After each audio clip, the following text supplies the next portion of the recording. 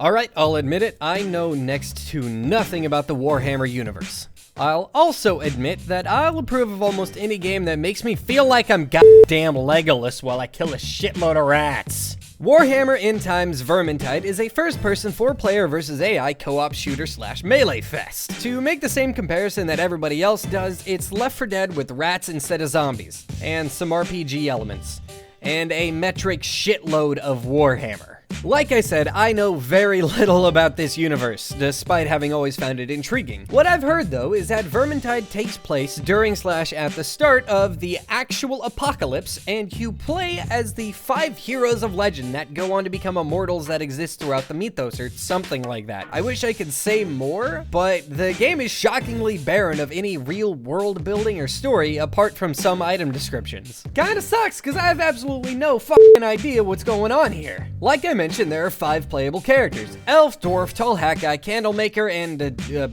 British dude.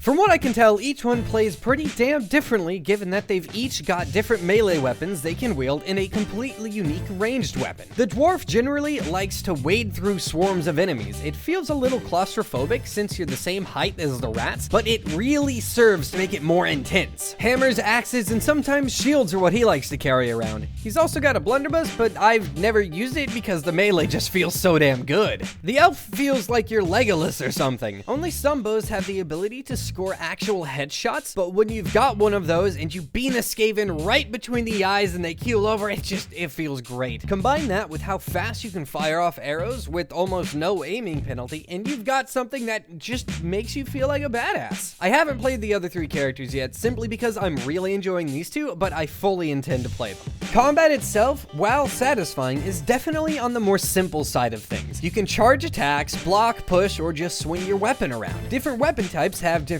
weights, and you can feel the difference pretty well when you change between them, and the same can be said of ranged weapons. The satisfaction comes from the wonderfulness of headshots. Some ranged weapons come with the ability to count headshots, but you can always score headshots with your melee weapons. This matters because a headshot will kill the Skaven instantly, and in the case of specials, it'll do extra damage, and in the case of storm rats or commanders, it'll be the only way to deal any notable damage to them. It all mixes well with the rather large levels of violence on screen at almost any given moment to create a genuinely primal experience as you wade through waves of Skaven. At the end of each level, you'll gain experience and gradually level up, getting a piece of gear each time you level, because why not? I'm honestly not sure how I feel about the leveling mechanic in Vermintide, since it kind of feels like it's just there to be there, but at the same time, getting fat loots is what the game's really about. After your XP is doled out, you'll get to roll a handful of dice. Depending on how well you play, you can get bonus die with higher success rates. The more successes, the better the loot.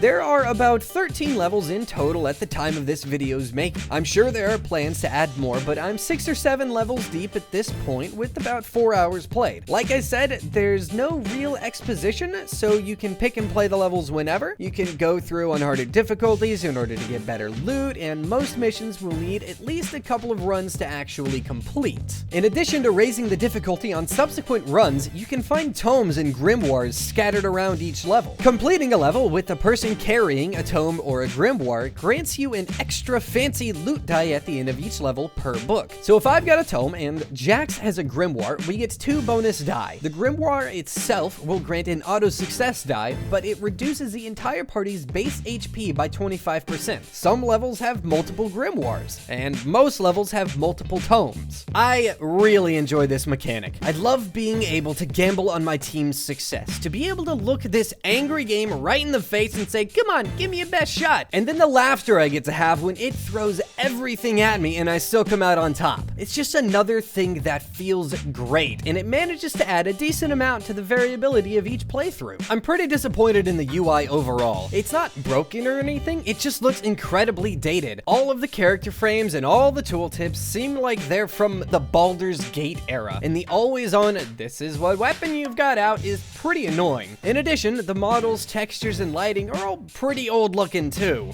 It's nothing against this game in particular, but another reason that it feels dated is probably because Left 4 Dead came out a while ago.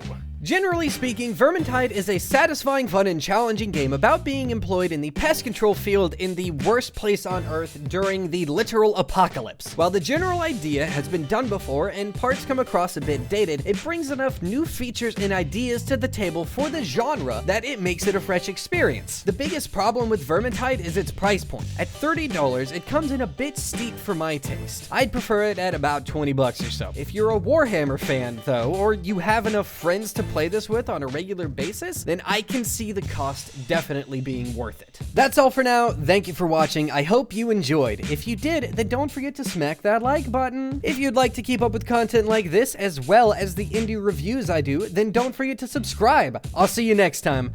Bye!